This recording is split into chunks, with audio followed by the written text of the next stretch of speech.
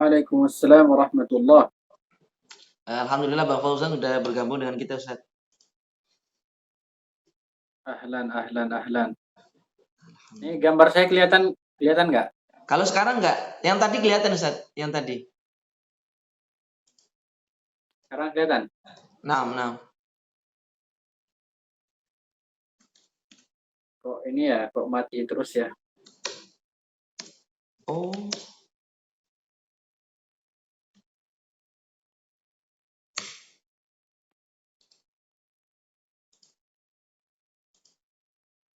Apa karena Ustadz pindah ke aplikasi lain begitu sehingga nggak kelihatan gitu Ustadz? Biasanya kalau Mungkin kita karena nggih? Biasanya Ustadz kalau kita kita lagi sedang buka Google Meet, kemudian kita beralih ke aplikasi lain, itu nanti kayak video call-nya tidak kelihatan gitu Ustadz. Kalau gini kelihatan Ustadz, ini kelihatan Ustadz. Sekarang ini kelihatan. ada masalah sama. Oh, Masya Allah. Hilang. Ini agak miring. Oh iya. Emang kalau pakai desktop sama pakai HP beda Ustaz. Saya juga ini pakai HP ini gitu.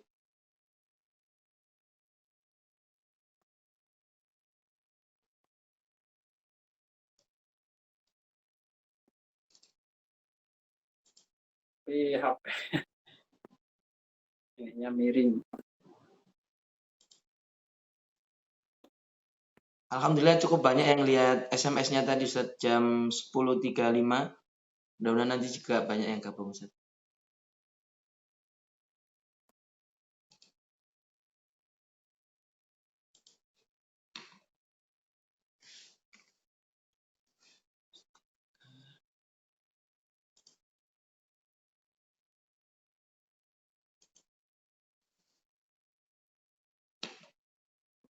Kayaknya tripodnya emang harus diganti.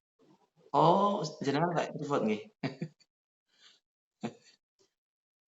Siap. Ya,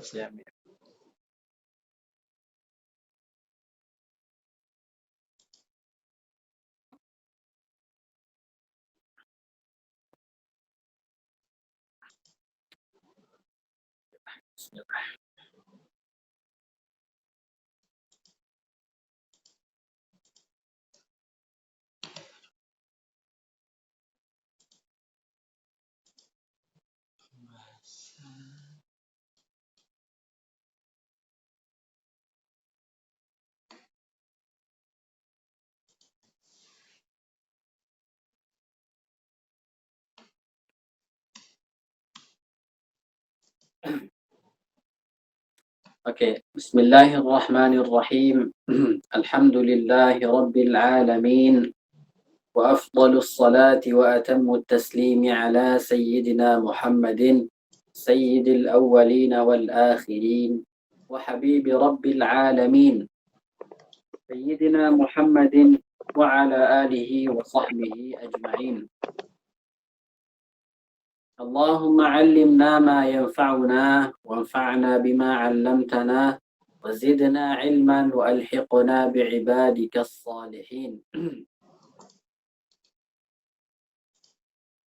اللهم لا سهل إلا ما جعلته سهلا وأنت تجعل الحزن إذا شئت سهلا. اللهم إنا نسألك علما نافعا وقلبا خاشعا وعملا متقبلا وتجارة لن تبور يا أرحم الراحمين.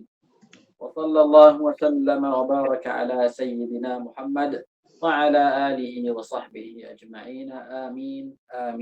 آمين والحمد لله رب العالمين. Alhamdulillah, puji syukur kehadirat Allah Subhanahu wa Ta'ala yang telah melimpahkan kita nikmat-nikmat yang tak terhingga. Ada banyak sekali nikmat yang Allah berikan kepada kita. Di antaranya adalah nikmat bulan suci Ramadan. Hingga detik ini kita masih diberikan oleh Allah Subhanahu wa Ta'ala kesempatan untuk hidup di dalam bulan suci Ramadan ini. Betapa banyak orang-orang yang bersama kita di tahun yang lalu, tapi pada tahun ini mereka sudah tidak lagi bersama kita. Jadi nikmat bulan suci Ramadan ini adalah nikmat yang benar-benar pantas untuk kita syukuri dan mesti kita syukuri. Apalagi di dalam bulan suci Ramadan ini kita masih bisa melanjutkan kajian kitab At-Tajwid Al-Musawwar karya Syekh Aiman Rusdi Suwaid hafizahullah taala. Di pembahasan yang lalu kita sudah membahas tentang pembahasan tentang tashil. Kita juga sudah membahas pembahasan tentang al-imalah. Kemarin tashil, kemudian setelah itu kita membahas tentang al-imalah. Insya Allah hari ini kita akan masuk pembahasan baru. Pembahasan baru dan pembahasan ini juga sangat jarang dibahas di mana-mana. Pembahasan yang bisa dikatakan pembahasan yang unik. Pembahasan kali ini adalah pembahasan an-nabru fi tilawatil Quran. Kata Syekh Aiman, pembahasan an-nabr ini adalah pembahasan yang lama tapi baru, kata beliau. Pembahasan lama tapi baru. Lama dari segi apa? Dari segi praktek, ini pembahasan ini sudah ada sejak zaman dahulu.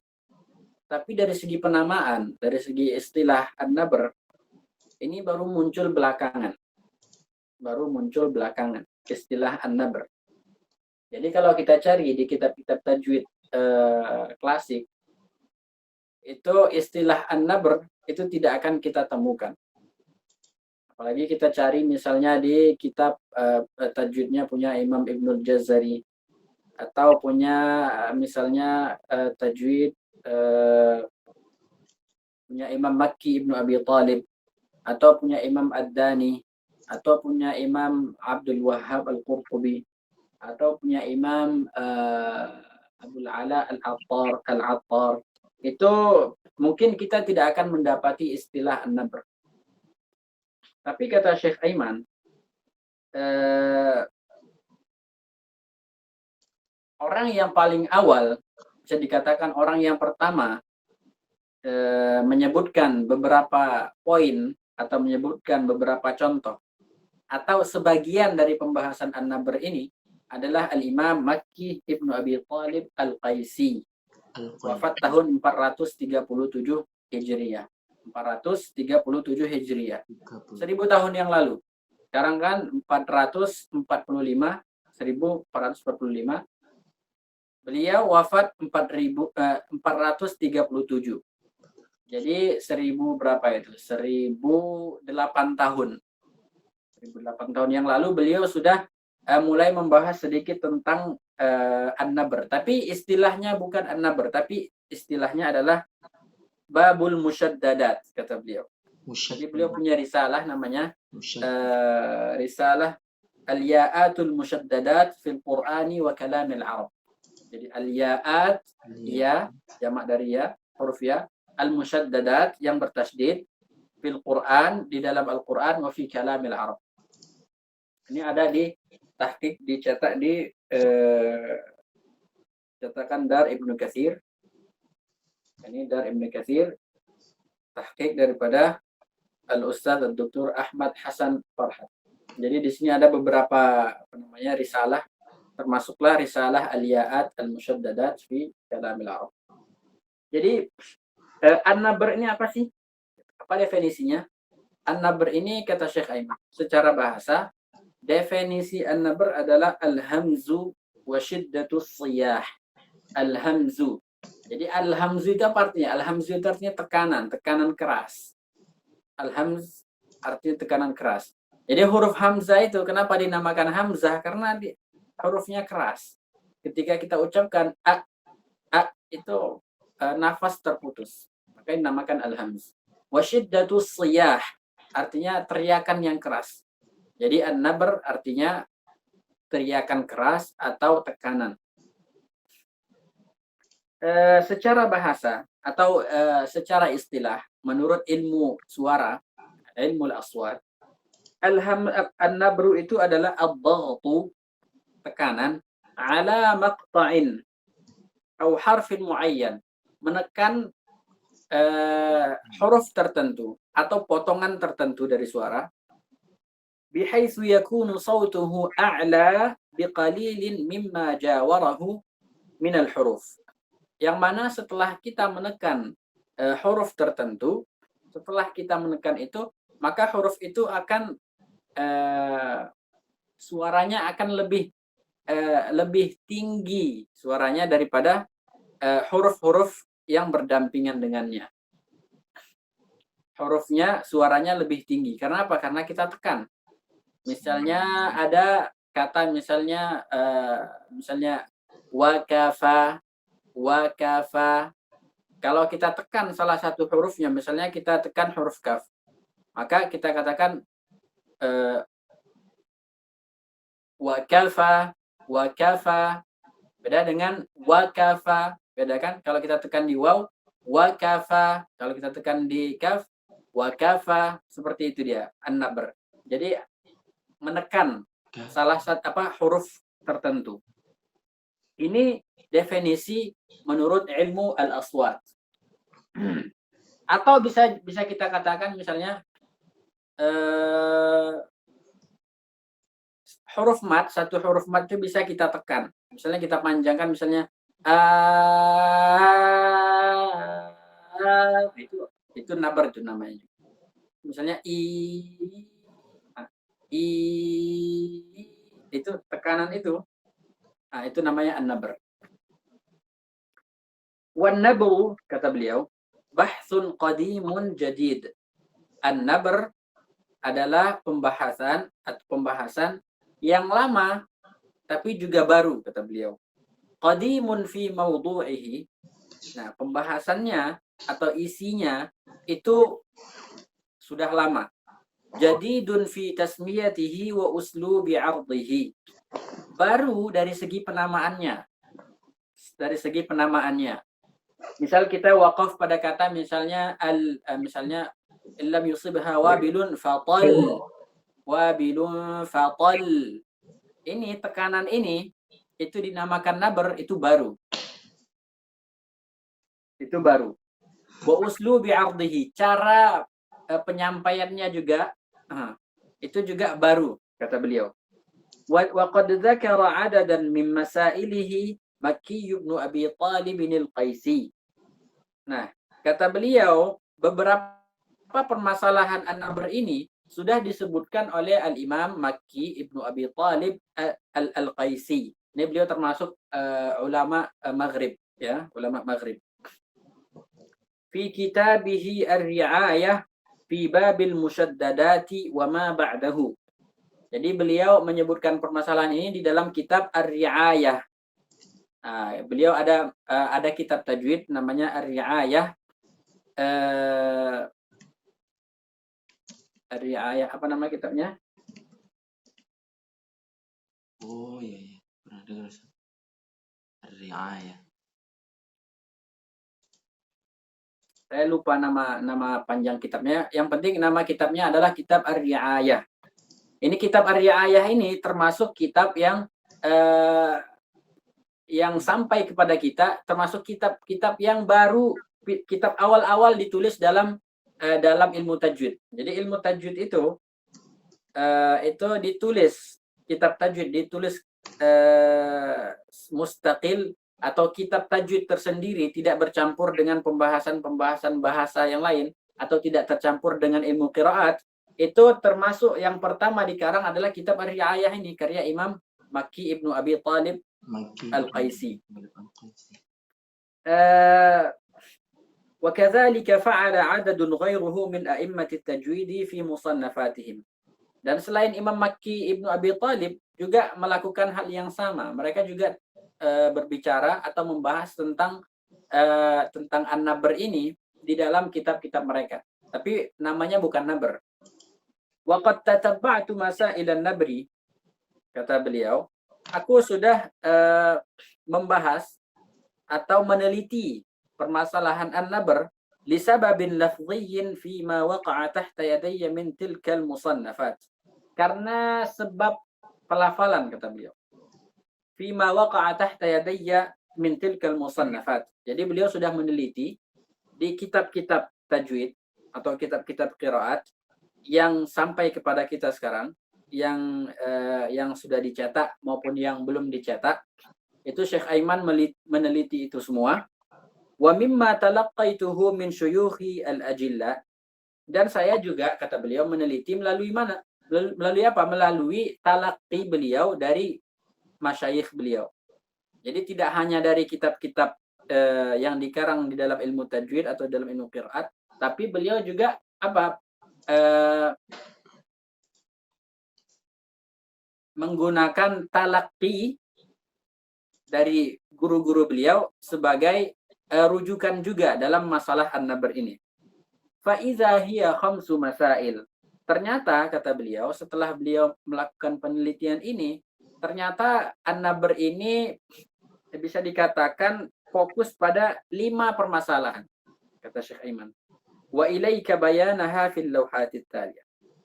Jadi 5 permasalahan ini kapan, kata beliau, kapan kita harus menekankan suara pada huruf-huruf tertentu? Kapan itu, kata Syekh Aiman? Yang pertama, kata beliau fokuskan kepada, beliau kumpulkan, ternyata itu semua kembali kepada 5 permasalahan, kata Syekh Aiman. Permasalahan yang pertama adalah ketika kita wakaf pada huruf yang bertasydid. Jadi kapan kita membaca dengan nabr?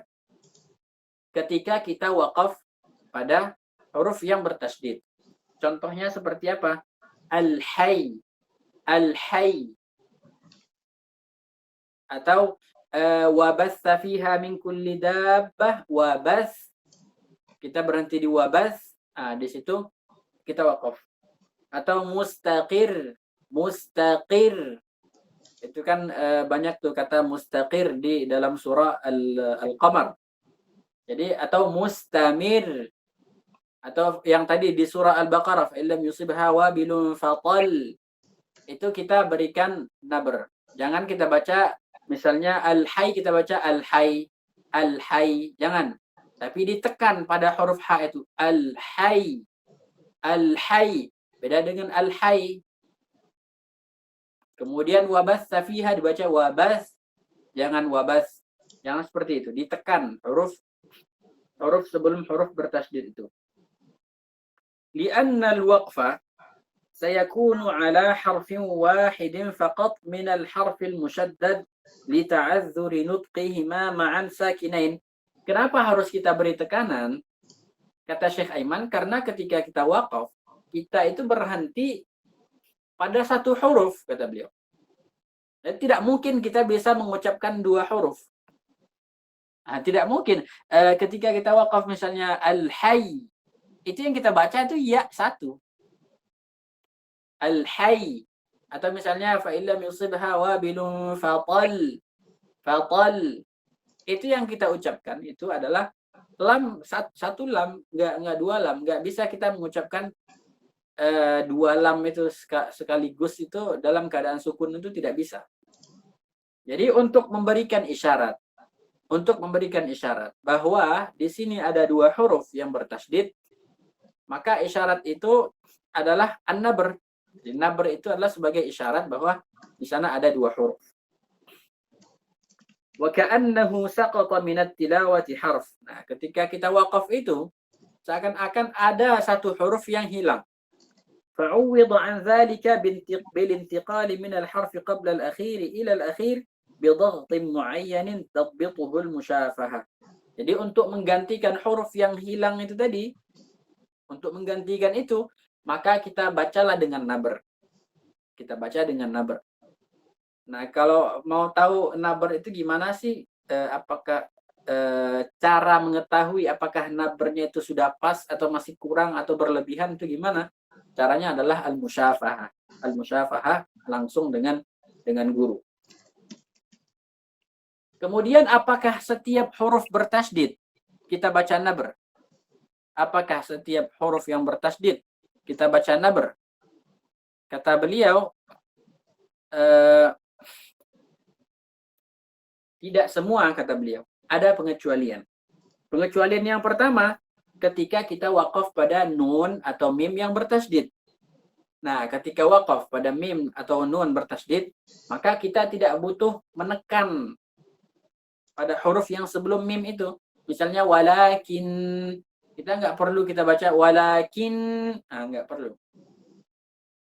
Tidak perlu kita tekan. Atau misalnya fil yam, jangan, nggak perlu. Biasa aja fil yam. Kenapa? Kenapa nggak perlu naber? Karena gunnah yang panjang itu sudah cukup untuk memberikan isyarat bahwa di sana ada dua huruf. Gunnah yang panjang sudah cukup untuk memberikan isyarat bahwa di sana ada dua huruf. Li'adamil hajati ila nabri fihi, karena kita nggak butuh. Li'anna al-ghunnata al-mutawwalata waqfan tush'iru as-sami'a bi tashdid hadzal harfi waslan. Karena gunnah yang panjang ketika waqaf membuat si pendengar merasa bahwa di sana ada dua huruf. Kemudian yang kedua adalah ketika kita waqaf pada huruf yang berqalqalah. Ketika waqaf pada huruf yang berqalqalah, maka tidak perlu kita berikan nabr. Misalnya tabbat yada abi lahabin wa tab, atau al-haqq atau al-hajj. Kenapa? Karena kedua huruf ini kita ucapkan. Kedua huruf ini misalnya asalnya kan tabbat yada abi lahabin wa tabba. Ketika kita waqaf jadinya wa tabb. Ketika kita waqaf kita tetap melafalkan dua huruf. Yang pertama sukun, yang kedua diqalqalahkan. Jadi tidak butuh kita kepada yang namanya an-nabr karena dua hurufnya sudah jelas. Gitu. Beda dengan misalnya fatal. Nah, itu kan kalau tidak kita beri nabr itu kedengarannya seperti satu lam. Maka diberikan nabr. Oke, ini dikecualikan dua. Nah, dua pengecualian. Dan yang pertama, kata beliau, yang harus kita beri nabr itu adalah ketika waqaf pada huruf yang bertasydid. Kecuali nun atau mim yang bertasydid, dan kecuali juga huruf qalqalah. Kemudian yang kedua, kapan kita membaca dengan nabr? Yang kedua adalah ketika mengucapkan waw atau ya yang bertasydid. Waw atau ya yang bertasydid. Nah, ini di tengah-tengah kata ya. Di tengah-tengah kata, bukan di akhir kata. Contohnya seperti apa? Contohnya seperti al-quwwah. Al-quwwah. Atau qawwamin. Atau misalnya iyyaka na'bud. Atau sayyarah. Atau huyyitum. Kenapa harus kita berikan tasydid? Karena kalau nggak kita beri tasydid, misalnya pada iyyaka na'bud, kalau tidak kita berikan nabr, itu nanti yang kita baca itu huruf mad, bukan huruf ya. Misalnya kita baca iyyaka na'bud tanpa nabr, itu jadinya iyyaka na'bud. Nah, ini yang kita baca huruf mad, bukan huruf ya. Makanya supaya bisa dibaca huruf ya itu kita berikan nabr. Iyyaka na'bud. Mungkin barangkali ketika kita talaki misalnya kita baca iyyaka na'budu wa iyyaka nasta'in. Mungkin guru kita tidak mengatakan tidak menegur kita. Beliau tidak akan mengatakan berikan nabr pada iya. Mungkin beliau tidak akan menyebutkan nabr. Tapi beliau mungkin mengatakan apa? Berikan tasydid, gitu kan? Berikan tasydid pada iya, gitu. Jadi kadang istilah nabr tidak dipakai, tapi dipakai dengan cara lain. Nah, beliau memakai cara lain untuk apa? Supaya di sini ya disebutkan dengan benar. Iyyaka na'bud. Misalnya al-quwwah. Kalau kita baca tanpa nabr, itu jadinya al-quwwah. Jadinya huruf mad. Makanya untuk menghindari itu kita baca dengan an-nabr, al-quwwah. Ada orang yang berlebihan gitu, memberikan tasdid pada waw atau ya. Nah, kita harus ingat bahwa waw dan ya itu sifatnya adalah rokhawah. Sifatnya adalah rokhawah. Kita berikan rokhawahnya. Jangan gara-gara bertasdid nanti hurufnya jadi keras. Orang baca iyyaka na'budu wa iyyaka nasta'in atau al-quwwah. Ah, jangan seperti itu. Waw dengan ya itu lembut. Jadi kita baca al-quwwah, iyyaka na'budu wa iyyaka nasta'in. Dibaca dengan lembut. Kemudian yang ketiga, kapan kita harus membaca dengan nabar? Ketika berpindah dari huruf mad kepada huruf pertama setelahnya itu yang bertasdid. Misal kita baca waladh. Ini kan panjang nih kan. Setelahnya ada lam yang bertasdid. Supaya bisa mengucapkan lam yang bertasdid ini, kita perlu kayak batu loncatan gitu. Setelah lewat panjang gini, kita butuh batu loncatan supaya dapat lam yang bertasdid. Makanya untuk itu kita berikan nabar. Waladhdallin. Dallin. Allin sudah. Waladhdallin. Seperti itu. Kenapa? Karena kita setelah memanjangkan huruf mat itu, untuk mendapatkan huruf yang bertasdid itu susah. Jadi dipakailah an-nabar. Atau dabbah. Atau kafah. Jangan dibaca kafah. Itu nanti nggak ada tasdidnya. Kemudian yang keempat, kata beliau, kapan kita harus memberikan nabar? Indal waqfi ala hamzatin masbuqatin biharfi maddin aw lin. Ketika waqaf pada hamzah yang sebelumnya adalah huruf mad atau huruf lin. Misalnya kita waqaf pada kata as-sama. As-sama. Itu ada diberikan sebelum hamzah itu berikan nabar sedikit. As-sama. Karena setelah mad yang panjang itu susah untuk mengucapkan huruf hamzah. Kadang nggak kedengaran hamzahnya kalau tidak diberikan nabar. Tapi jangan terlalu berlebihan. Nabarnya jangan berlebihan. Nanti kalau berlebihan itu kayak suara orang mau muntah. Gitu. Kalau as-sama, nah gitu. Jangan seperti itu. Itu terlalu berlebihan. As-sama. Atau kata misalnya syai. Kemudian as-saw. Nah, itu harus diberikan nabar sedikit supaya dapat hamzahnya. Kemudian yang terakhir, kapan kita membaca dengan nabar? Ketika ada alif tasniyah yang hilang ketika dibaca wasal. Alif tasniyah itu misalnya ada kata pertama qala. Itu untuk satu orang. Kemudian dua orangnya qala. Nah, ini qala ketika di depannya ada huruf sakin, ini alifnya tidak dibaca, hilang. Ketika wasal, kaidahnya seperti itu. Alifnya hilang. Jadi untuk memberikan isyarat bahwa di sini ada alif yang menunjukkan dua orang, maka kita beri tekanan. Misalnya wa qala alhamdulillahilladzi walaqad atayna Dawuda wa Sulaimana ilma wa qala alhamdulillahilladzi faddalana ala katsirin min ibadihil mu'minin. Jadi itu asalnya wa qala. Nah, dan Daud dan Sulaiman berkata alhamdulillahilladzi faddalana. Ketika wasal hilang alifnya.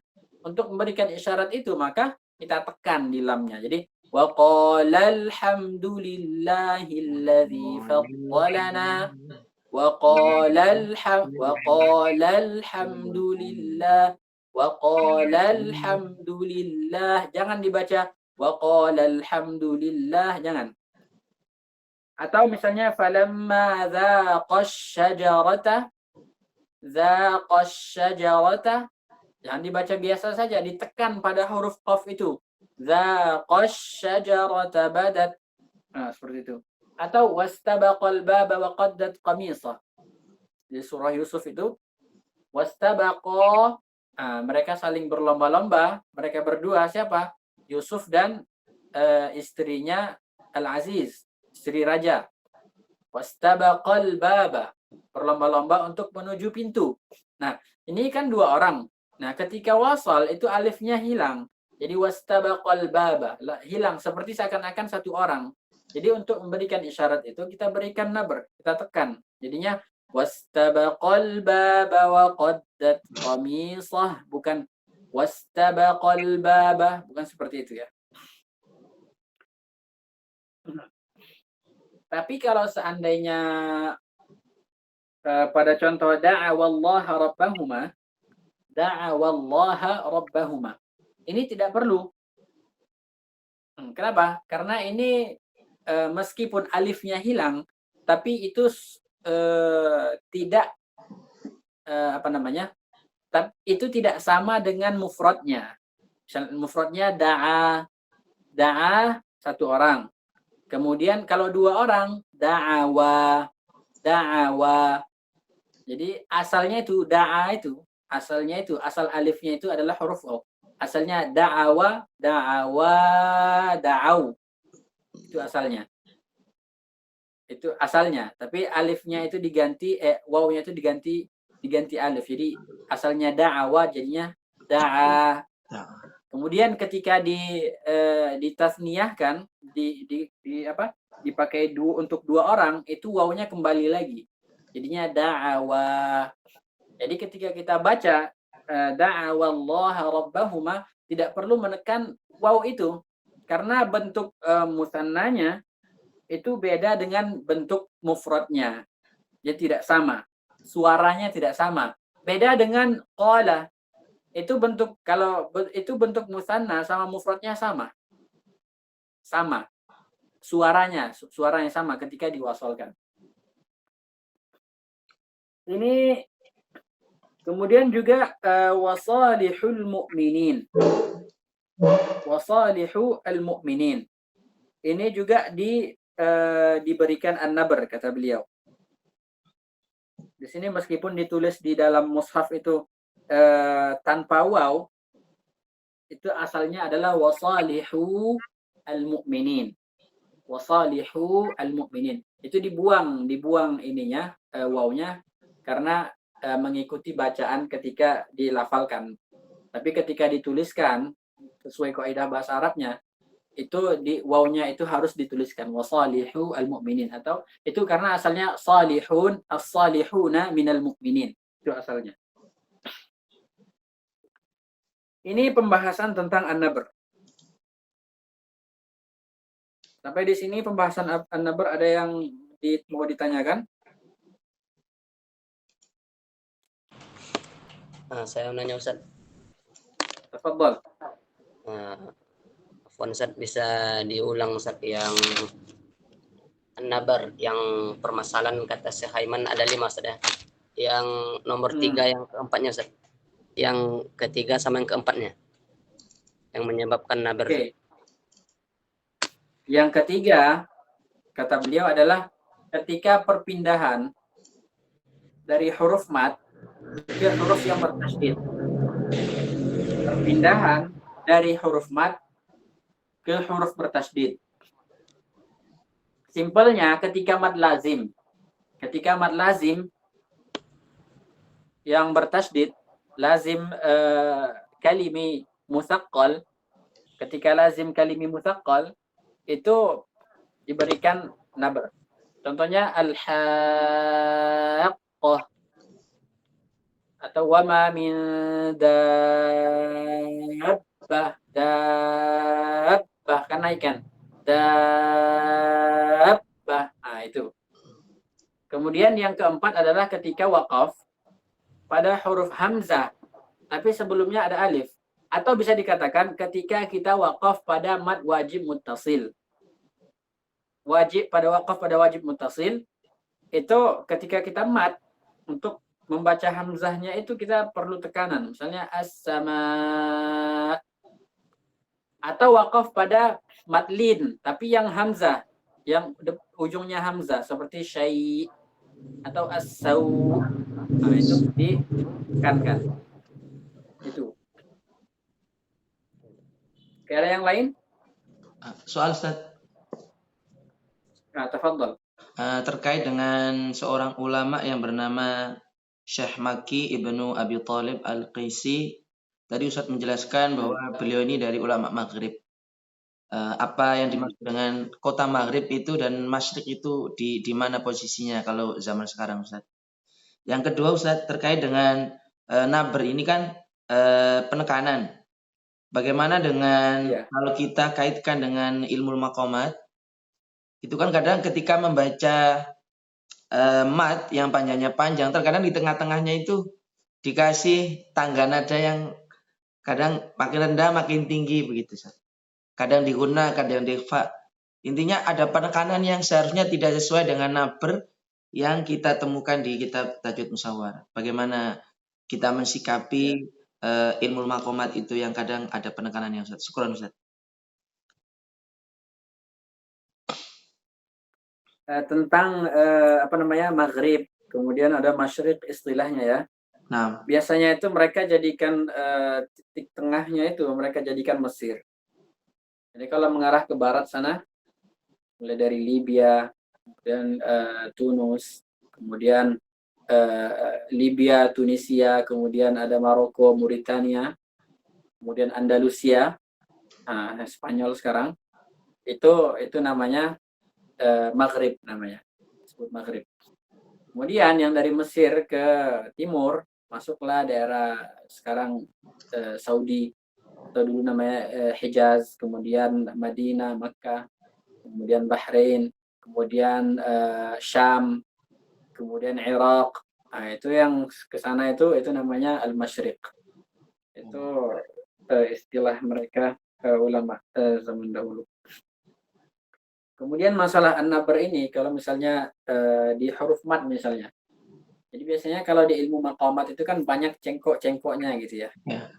Enggak rata gitu kan. Jadi ya karena untuk mendapatkan irama yang indah itu mereka mengambil kesempatan di huruf-huruf mad atau di gunnah. Jadi menurut Syekh Aiman di dalam satu huruf yang sama itu tidak boleh suara itu tidak boleh ada variasi dari suara, maksudnya dari segi tinggi rendah. Jadi di satu huruf berpindah dari level suara tertentu ke level suara tertentu itu tidak boleh dari satu huruf. Kenapa? Karena itu bisa menyebabkan bertambahnya huruf. Misalnya kita baca mad wajib muttasil atau mad arid lissukun atau mad jaiz munfasil. Saya kasih contoh. Kita mulai misalnya walladzina yu'minuna bima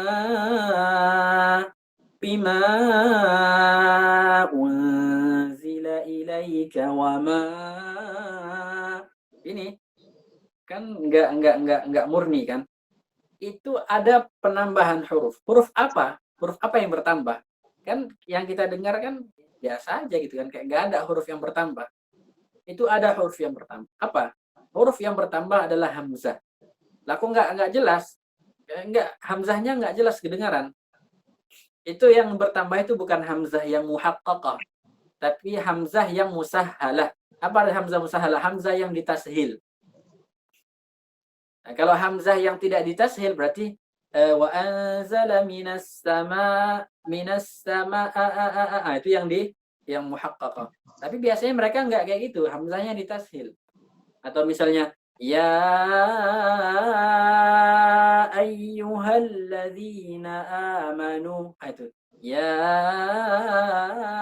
Nah, itu hamzah itu. Jadi kalau kita baca seperti itu banyak hamzah yang ditambah. Nah, jadi itu tidak boleh. Itu tidak boleh.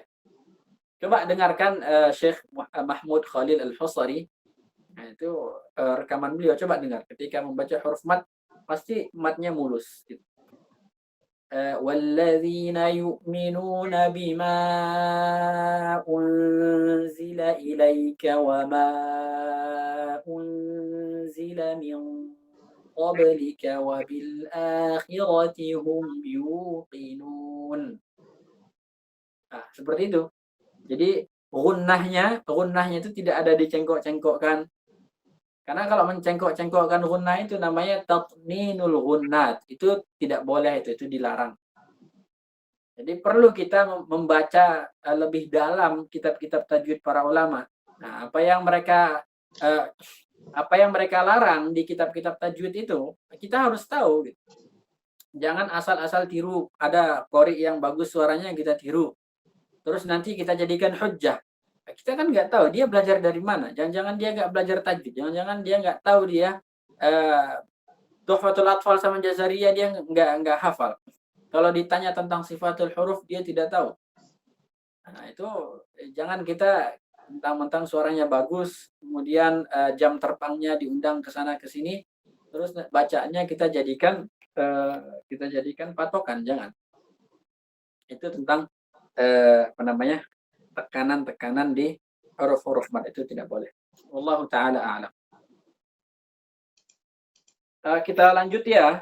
Ada pembahasan sedikit lagi, yaitu tentang ada beberapa kata di dalam Al-Quran yang punya kondisi tertentu menurut riwayat Hafiz. Yang pertama adalah pada kata yabsutu. Kan ada di juz 3 itu kan, wallahu yaqbidu wa yabsutu. Nah, coba sekarang yang ada mushaf di dekatnya, coba dibuka mushaf. Apa yang ada di sana? Kemudian itu ayat berapa itu? Ayat 200 berapa itu? 202 berapa? 28 berapa? Atau 230 ya? 30 berapa? 245 Ustaz. 45 ya? Yang akhir juz kedua ya, wallahu yaqbidu wa yabsutu.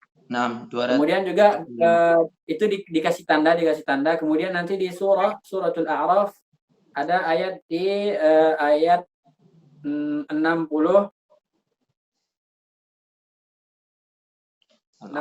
ya. Suratul A'raf ayat 68.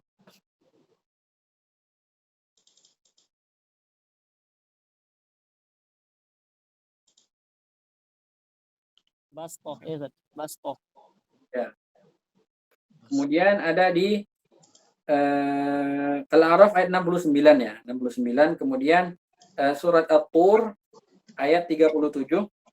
Kemudian surat Al-Ghasyiyah juz 30 ada di ayat ke-22.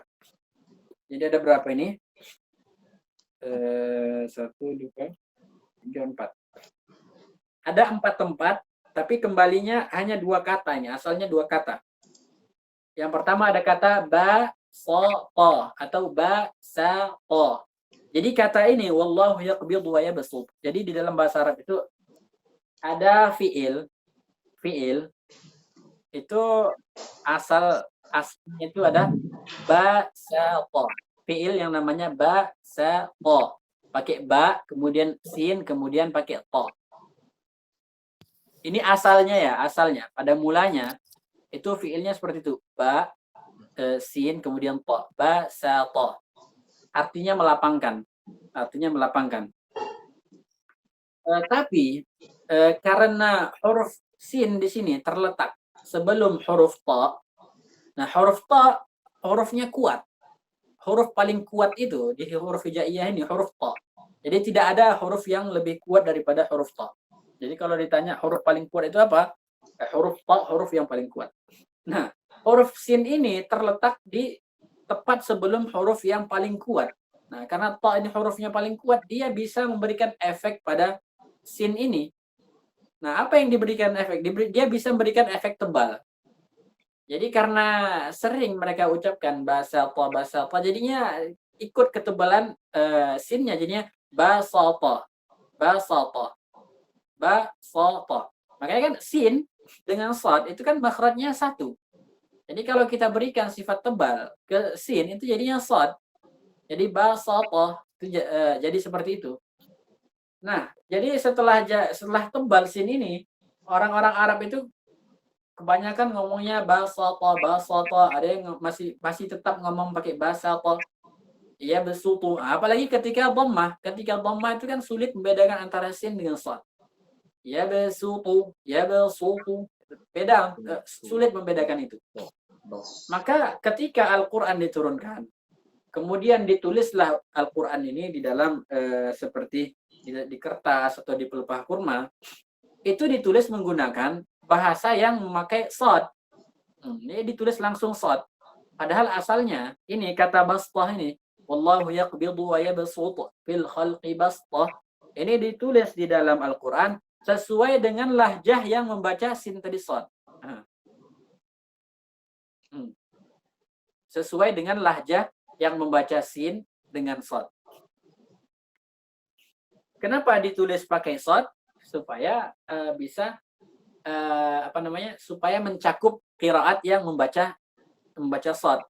Jadi sebenarnya di kata bastah, kemudian wallahu yaqbidu wa yabsut, itu ada yang membacanya pakai shad, ada yang membacanya pakai sin.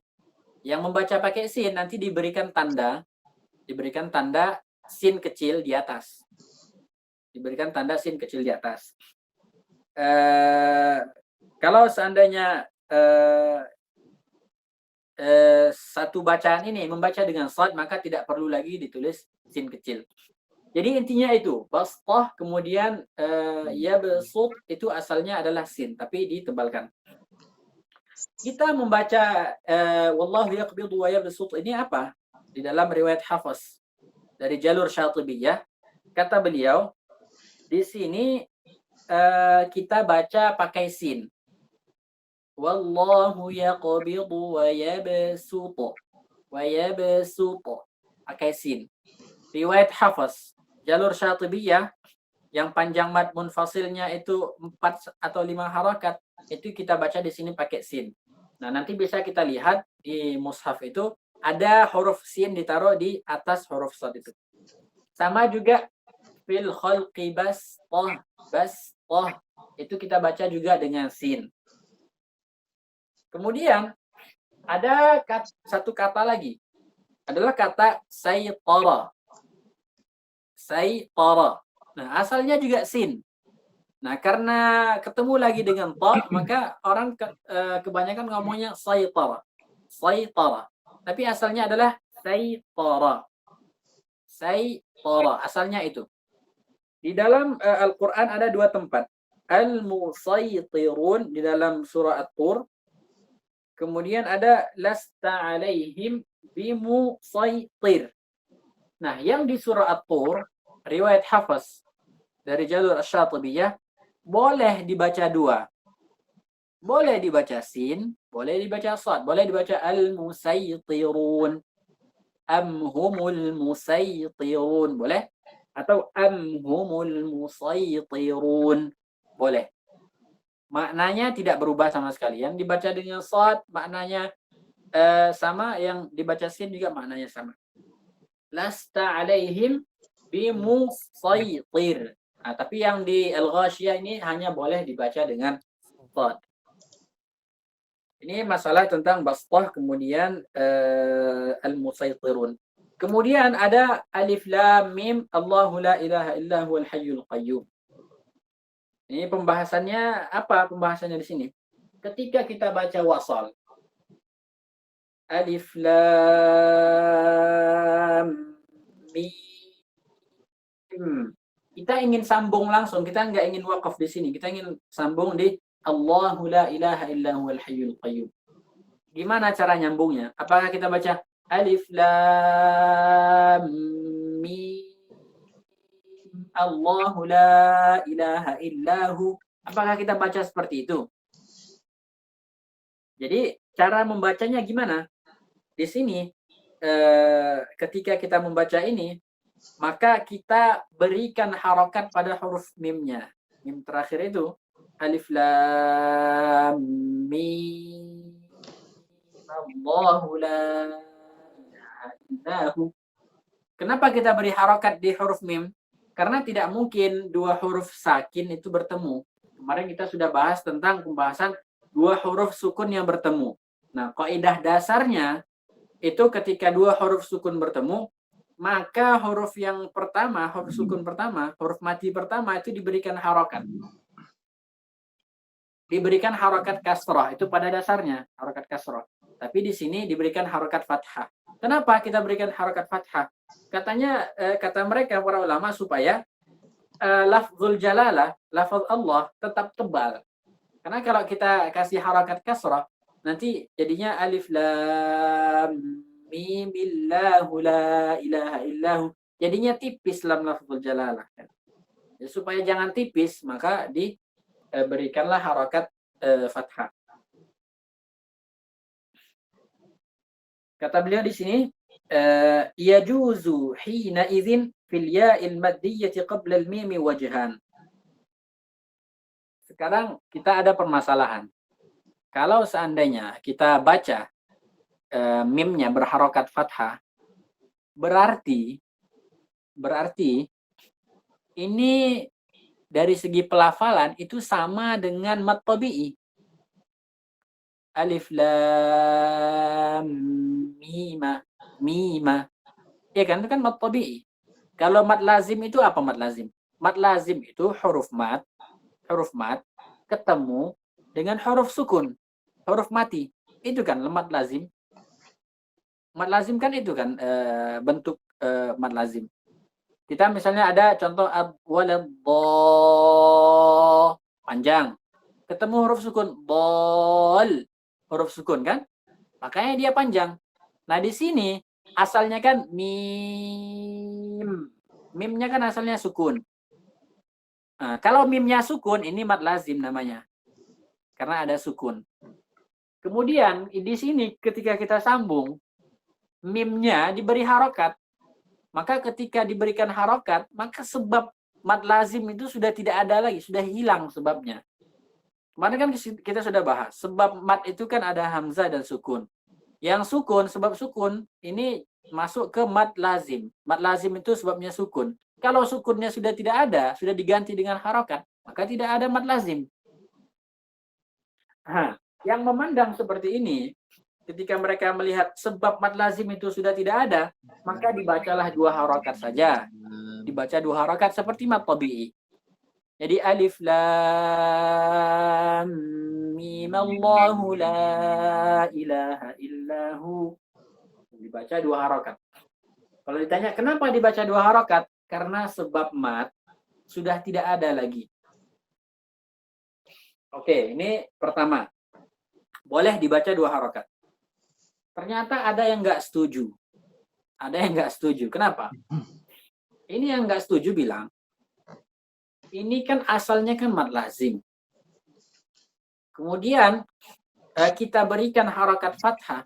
Ini kan kondisi hanya untuk kondisi wasal saja ketika disambung. Harokat ini, harokatnya bukan asli, harokat pendatang. Ini yang kata yang mereka yang nggak setuju kalau dibaca dua harokat. Mereka bilang ini harokat pendatang. Saya tidak bisa menganggap pendatang ini seakan-akan dia penduduk asli gitu. Istilahnya. Ya pendatang, ya mana bisa kita anggap seperti penduduk asli gitu kan. Makanya saya tetap membaca 6 harokat. Saya tetap membaca 6 harokat. Kemudian harokat pendatang ini, apa yang dia lakukan? Dia mengabaikan harokat itu. Seakan-akan harokat ini tidak ada.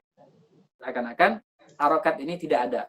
Nah, kalau harokatnya tidak ada, berarti ya mad lazim gitu kan. Makanya dibaca 6 harokat. Apa kata Syekh Aiman di sini? Jadi yajuzu fahina idzin yajuzu fil ya'il maddiyati qabla al-mim wajhan. Boleh pada ya maddiyah sebelum mim dua wajah. Yang pertama madduha sitta harakatin maddan laziman. Nah, mad 6 harakat, mad lazim, tetap mad lazim namanya. Ala adamil i'tidadi bil harakatil 'aridah. Menurut pendapat yang tidak menganggap adamil i'tidad, tidak menganggap bil harakatil 'aridah, tidak menganggap harakat atau baris yang pendatang. Ats-tsani, yang kedua, qasruha bimiqdari harakatain, memendekkannya dengan kadar 2 harakat. Kenapa? li zawali sababil mujibi lil mad. Karena sebab yang mengharuskan mad itu sudah tidak ada.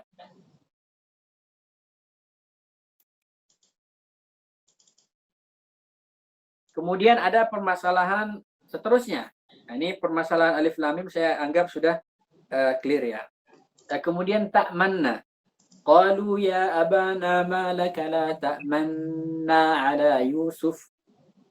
Di sini boleh dibaca dua. Yang pertama dibaca ismam atau ar-raum, kemudian yang kedua dibaca al-ismam. Ini asalnya apa sih kata ini? Asalnya ta'manuna. Asalnya ma laka la ta'manuna ala Yusuf, itu asalnya. Fi'il mudhari' marfu', bukan majzum ya. Fi'il mudhari' marfu'. Marfu' bid dhammah. Tidak majzum. Kalau majzum itu kan sukun. Nah, ini marfu' dia bid dhammah. Kemudian karena di sini ada 3 huruf gunnah, ta, ma, nuna, ma, nuna. Ada 3 huruf gunnah. Mim yang pertama, kemudian nun lagi. Berat. Bagi orang Arab itu berat. Makanya supaya gampang mengucapkannya, huruf nun pertama disukunkan kemudian diidghamkan. Malaka la ta'manna, langsung diidghamkan. Untuk memberikan isyarat bahwa nun di sini harakatnya dhammah, yang kita idghamkan ini, yang kita sukunkan, asalnya adalah dhammah, maka kita berikan isyarat dengan kedua bibir. Jadi kita baca malaka la ta'manna ala Yusuf. Ta'manna, seperti itu. Man, berhenti sebentar, man, majukan, kembalikan, na, seperti itu. Malaka la ta'manna ala Yusuf, seperti itu. Yang penting ada isyaratnya. Ada juga yang baca misalnya malaka la ta'manna ala Yusuf langsung gitu. Atau malaka la ta'manna ala Yusuf. Itu tidak ada permasalahan. Yang penting ada isyaratnya. Malaka la ta'manna ala Yusuf. Itu isyarat hanya untuk berikan bahwa untuk memberitahu bahwa di sini harakat aslinya itu adalah dhammah. Kemudian ini kalau dibaca ismam. Jadi kalau membaca ismam itu suaranya tidak ada beda. Suaranya sama saja. Sama saja antara yang ada ismam dengan yang tidak ada ismam. Suaranya sama, hanya diharakat saja. Jadi para ulama itu bilang, kalau ismam itu hanya bisa dideteksi oleh orang yang bisa melihat. Jadi kalau orang buta itu nggak bisa bedakan antara ismam dengan tidak ismam. Karena perbedaan di suara tidak ada. Tapi kalau ar-raum itu bisa dideteksi oleh orang yang mendengar gitu. Kalau orang yang tidak mendengar itu tidak bisa mendeteksi ar-raum. Kalau ar-raum gimana? Ar-raum ini nunnya, harakat nunnya dibaca. Harakat nunnya dibaca. Jadi malaka la ta'manuna. Ta'manuna. Tapi dibaca dengan suara yang pelan kemudian cepat. Jadi gimana cara bacanya? Qalu ya abana ma laka la ta'manuna ala Yusuf. Ma laka la ta'manuna ala Yusuf. Cepat. Ta'manuna dibaca cepat. Ta'manuna. Ini ar-raum. Jadi kita baca ya dari kitab ini. Ar-raumu wa dzalika bi ibqa'i dhammatin nunil ula. Kita baca nun yang pertama itu dengan dhammah. Wa khafdi sautiha qalilan ma'a sur'atin. Menurunkan, merendahkan suaranya sedikit, kemudian dicepatkan. Bin nisbati lima jawaraha minal huruf, lebih cepat dari huruf yang di sebelahnya. Kemudian kalau yang ismam gimana? Wa dzalika bi taskinin nunil ula wa idghamiha fis tsaniyah.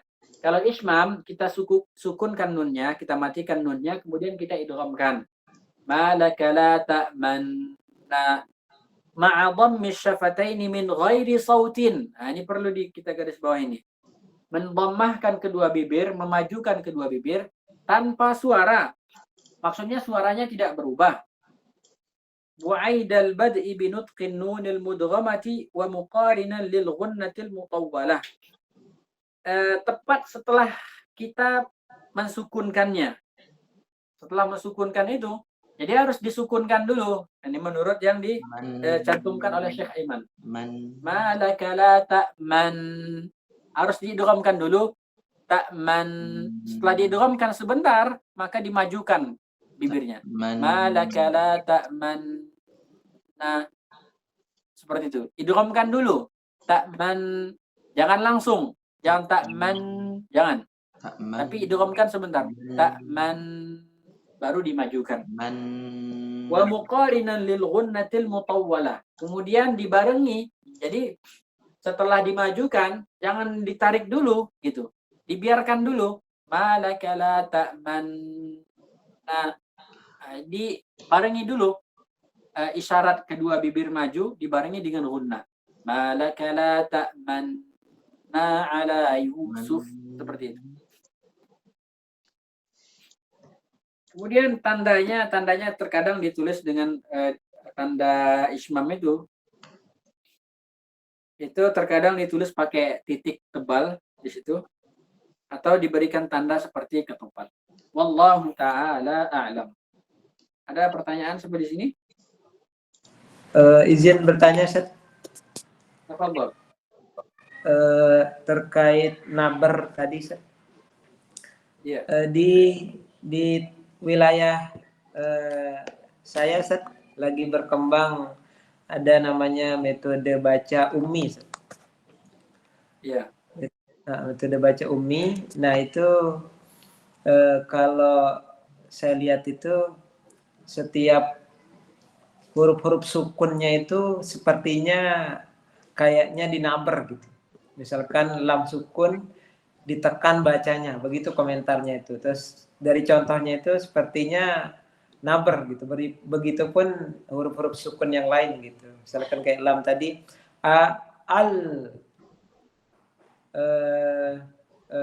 fa, misalkan fa sukun ditekan bacanya faf gitu. Nah, untuk pengajaran gitu mungkin ya. Misalkan hal-hal seperti itu apakah dibolehkan atau memang gimana gitu, Ustaz? Ini apa namanya? Ini diajarkan di level-level apa ya? Pemula gitu ya. Level-level pemula ya biasanya, tapi ada juga memang yang sudah tingkatan Ustadz juga diajarkan seperti itu, saya lihat gitu. Kalau di level pemula itu biasa ya, itu biasa. Itu mungkin tujuannya untuk apa? Untuk memperjelas huruf-huruf yang sukun gitu. Kadang banyak yang ketika sukun itu banyak orang yang tidak menjelaskannya, jadi perlu ditekankan. Ini untuk level-level pemula saja gitu. Kalau nanti sudah channel Qur'annya lancar, kita sudah tidak perlu pakai metode yang seperti itu lagi. Jadi kalau waktu yang berlebih-lebihan, misalnya kita lihat berlebih-lebihan ketika talaqi, itu tujuannya untuk supaya murid itu bisa mengerti. Itu tujuannya itu. Bukan harus benar-benar kita terapkan itu nanti, bukan harus, bukan seperti itu. Jadi kalau Imam Hamzah Ibn Habib Az-Zayyad itu salah satu imam qiraah sab'ah itu katanya wa inna ma azidu 'ala al-ghulami liya'tiya bil matlub katanya. Nah, aku menambahkan kata, aku manjang-manjangkan mat itu kata Imam Hamzah. Itu supaya apa? Supaya dia baca matnya dengan kadar yang pas. Kadang kita suruh panjangin mat ini, dibaca cuma 3 harokat. Nah, itu biasa kan gitu kan kalau murid-murid itu kan. Misalnya dibaca wa anzala minas samaa'i maa'a. Dia baca 3 harokat. Wa anzala minas samaa'i maa'a. 3 harokat dibaca sama dia. Makanya supaya dia bisa baca 4 harokat atau 5 harokat, ini si guru biasanya dipanjangin sampai 10 harokat gitu. Terus nanti muridnya cuma bisa 4 harokat gitu. Itu biasa. Oh, gitu. Biasa. Satu lagi terkait yang Ismam dan Rom ini, dua-duanya bisa dipraktekkan ya, Ustaz? Bisa, dua-duanya bisa. Oh, iya. Jadi kita bebas milih Ismam ahlan wa sahlan, boleh juga yang Rom juga ahlan wa sahlan. Oh, gitu. Yang biasa didengar soalnya Ismam saja di pembahasan Iya. ini.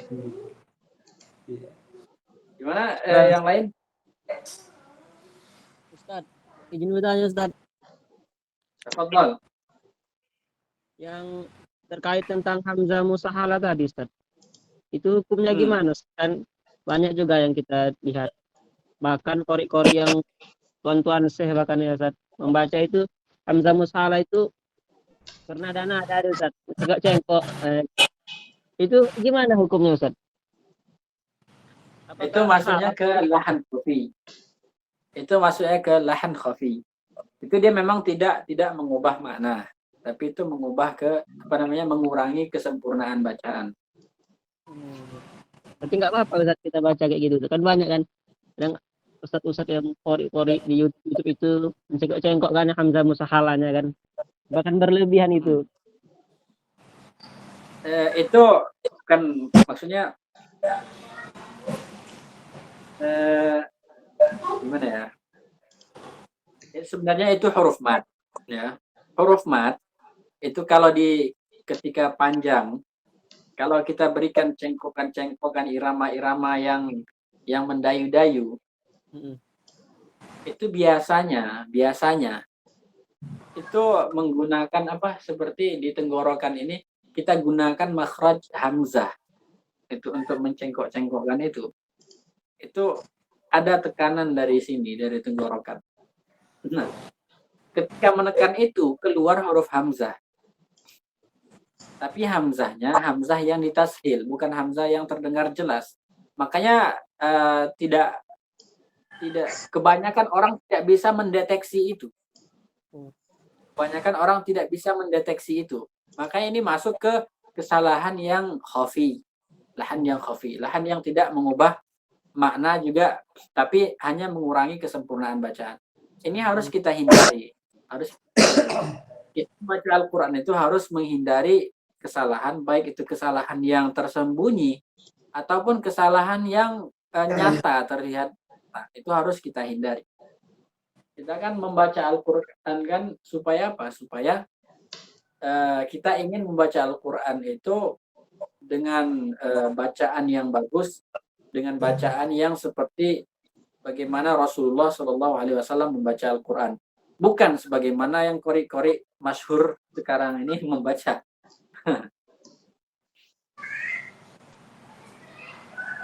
Banyak kori-kori kalau ditanya tahu apa huruf hamas, coba. Nggak tahu, kebanyakan mereka itu nggak tahu. Apa huruf jahar? Kemudian karakteristik misalnya huruf jahar itu apa? Mereka nggak tahu.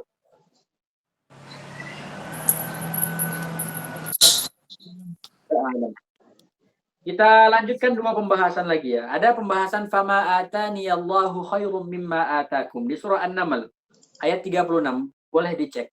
Ayat 36 An-Naml juz 19 di akhir.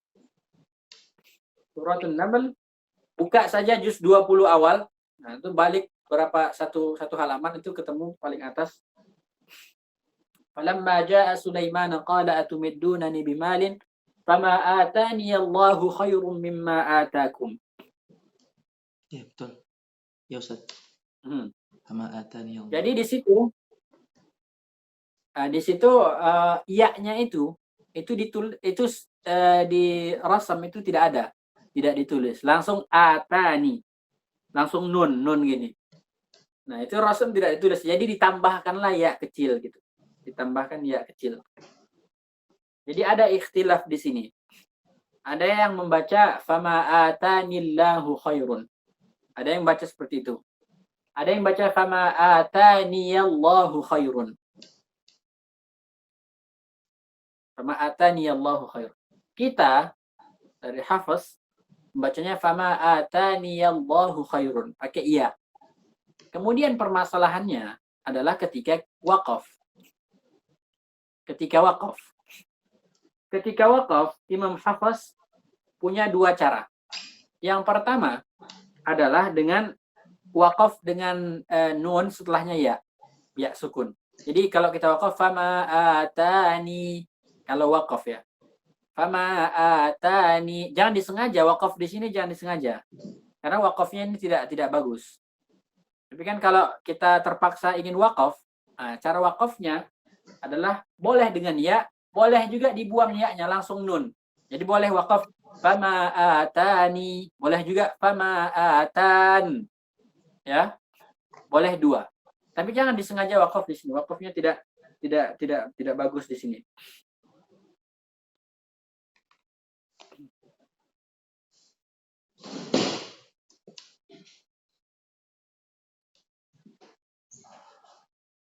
Kemudian kalau seandainya kita hilangkan ya-nya, boleh kita waqaf dengan sukun, boleh juga waqaf dengan raum. Waqaf dengan raum. Raum itu tadi kan kita baca harokatnya, tapi suaranya dipelanin kayak fama atani, fama atani. Ada dilafalkan, tapi dilemahkan suaranya. Kemudian ada di surah Ar-Rum. Allahu alladzi khalaqakum min dha'fin thumma ja'ala min ba'di dha'fin quwwatan thumma ja'ala min ba'di quwwatin dha'fan wa shaybah. Ini boleh dibaca dhatnya, boleh dibaca pakai dhammah, boleh juga dibaca pakai fathah. Wa qad dhubitat hatani al-kalimatani fil mushaf asy-syarif bil fathi.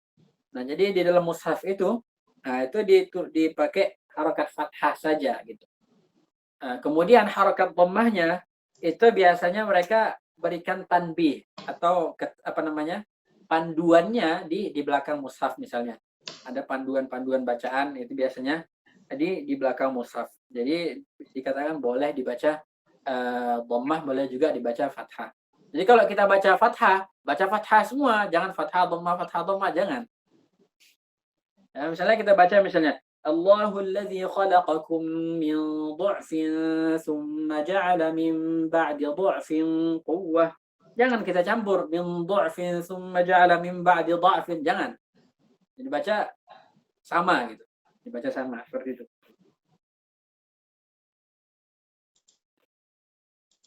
Oke ya. Ada pertanyaan lain Ustaz Abdul Fattah atau Ustaz Burhan, ada yang mau ditanyakan? Saya dulu Bang ya, izin ya. Terkait dengan raum tadi Ustaz, raum. Di kitab yang lain itu dikatakan bukan pakai raum Ustaz, tapi pakai kata ikhtilas. Apakah istilah itu aman?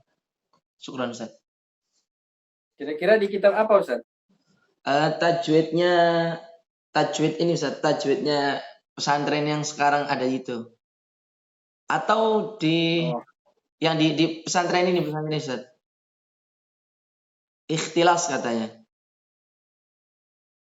Ya. Itu sebenarnya penggunaan kata ar-raum itu katanya at-tajawuz fil ibarah. Apa arti at-tajawuz fil ibarah? Tidak terlalu detail dengan memberikan penamaan. Karena sebenarnya tahqiqnya yang benar itu raum itu adalah khusus ketika di akhir kata, di akhir huruf waqaf. Ketika waqaf. Nah, jadi raum itu adanya di mana? Adanya ketika waqaf. Kemudian raum ini hanya khusus pada harakat dhammah dan harakat kasrah.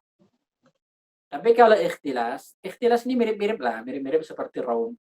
Tapi enggak sama 100%. Ikhtilas ini itu dia di tengah-tengah kata ketika wasal. Kemudian boleh harakat fathah, harakat kasrah dan juga harakat dhammah. Ini ikhtilas. Jadi lebih tepatnya memang ketika malaka la ta'manna, ini lebih tepatnya memang dipakai istilah ikhtilas. Ikhtilas pakai sin. Tapi karena sudah terbiasa dipakai istilah raum, ya udah kita ikutin aja. Tidak ada masalah. Oke. Syukran Ustaz. Monggo Bang Burhan. Monggo. udah Burhan. Ustaz. Kelas. Kelas. Kalau sudah, alhamdulillah kita sudah selesai membahas tentang pembahasan tajwid semuanya. Jadi tinggal pembahasan tentang al-waqfu wal ibtida. Ini penting nih membahas tentang al-waqfu wal ibtida. Nah, karena kan waqaf dan ibtida ini pembahasan yang penting. Kenapa? Karena ini pembahasan raum nanti akan kita bahas lagi nih ya. Kita bahas lebih detail ketika membahas tentang al-waqaf. Nah, jadi wakaf ini itu khususnya raum itu khusus pada pembahasan al-waqaf. Nanti akan kita bahas tentang wakaf, kemudian waqf dan ibtida juga. Ini pembahasan penting nih, seru. Jadi usahakan hadir ya. Kemudian juga tentang fase-fase perkembangan penulisan Al-Qur'an. Ini penting nih, penting untuk kita ketahui. Kita kan orang muslim itu kan harus tahu itu Al-Qur'an itu mengalami berapa fase ketika ditulis, ketika dibukukan. Mulai dari ditulis pada zaman Nabi SAW sampai di penulisan di zaman Abu Bakar, kemudian penulisan di zaman Utsman bin Affan, kemudian dan seterusnya sampailah mushaf itu jadi kemudian jadi sempurna seperti yang kita lihat sekarang ini. Ada harokatnya, harokat fathah, kasrah, dhammah, kemudian ada tanda matnya, ada tanda sukunnya, kemudian nanti kalau imalah ada tandanya, misalnya ada tanda titik bulatnya.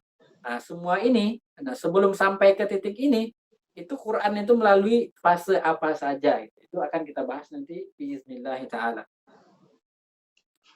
Kalau tidak ada lagi yang mau ditanyakan, kita sudahi saja kajian kita hari ini dengan membaca doa kafaratul majlis. Subhanakallahumma wa bihamdika nasyhadu an la ilaha illa anta nastaghfiruka wa natubu ilaik. Mudah-mudahan apa yang kita pelajari hari ini bisa kita amalkan dan juga bisa kita ajarkan.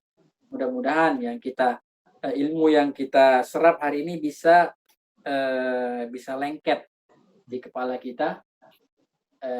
Juga mudah-mudahan Allah Subhanahu wa taala memberikan ganjaran yang berlipat-lipat kepada pengarang kitab ini, yaitu Syekh Aiman Rusdi Suwaid. Mumpung di bulan Ramadan kan, bulan Ramadan kan amal-amal kebaikan itu kan berlipat ganda. Nah, kita yang insya Allah mendapatkan pahala yang berlipat ganda, beliau selaku penulis insya Allah dapat pahala juga yang berlipat-lipat ganda. Mudah-mudahan kita menjadi salah satu penyebab populernya kitab Tajwid Al-Musawwar. Nah, nanti misalnya 50 tahun lagi, 60 tahun lagi, kita ini yang sekarang ini punya peran untuk supaya kitab ini menjadi populer. Nah, kita kan misalnya lihat ya, kitab misalnya Jazariyah, Matan Jazariyah. Itu kan yang menjadi penyebab populernya kan orang-orang yang ada di masa Imam Jazari dulu. Murid-muridnya Imam Jazari, mereka ajarkan ke sana ke sini, kemudian muridnya lagi menyebarkan ke sana ke sini, sampailah kitab itu menjadi populer. Nah, kitab itu menjadi populer, dipakai oleh orang banyak, diajarkan di sana sini, yang dapat pahala, mereka juga dapat karena mereka turut mempopulerkan kitab tersebut. Mudah-mudahan kan yang kajian Zoom yang kelihatannya sederhana, insya Allah bisa menjadi bekal kita nanti insya Allah. Amin ya Allah. Amin. Allahu wasallam wa baraka ala sayyidina Muhammad wa ala alihi wa sahbihi ajma'in walhamdulillahi rabbil alamin. Wa jazakumullahu khairan ala husni istima'ikum. Jazakallah Ustaz. Ustaz. Jazakumullah. Makasih semua ikhwah. Jazakumullah Terima kasih. Assalamualaikum. Assalamualaikum. Waalaikumsalam. Ketemu di minggu depan. Wakaf ibtida. Asik. Nah. Terima kasih Bang Burhan. Mari kita off-kan. Bisa ya? Assalamualaikum pada YouTuber.